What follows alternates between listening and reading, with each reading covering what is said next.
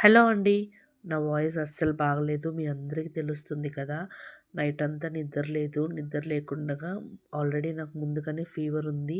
And cold, cough అన్నీ ఉన్నాయన్నమాట. అయినా గానీ నేను కొద్దిగా కూడా నేను ఈరోజు ఖచ్చితంగా బ్రహ్మ ముహూర్తంలో నేను నా పూజ ముగించుకోవాలి అని చెప్పి సంకల్పం అయితే తీసుకున్నాను. అందుకే 10 నిమిషాలు కూడా నేనైతే నిద్రపోలేదు.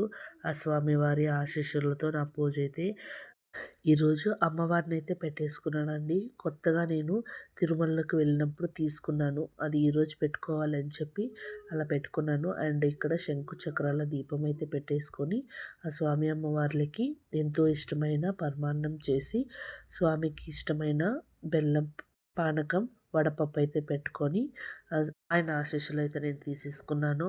అండ్ మీరు కూడా పూజ చేస్తుంటే తప్పకుండా కమెంట్ చేయండి. బ్రహ్మముహూర్తంలో చేయాలని రూలేం లేదు. కానీ అలా చేస్తే మంచిది అని నా నమ్మకం.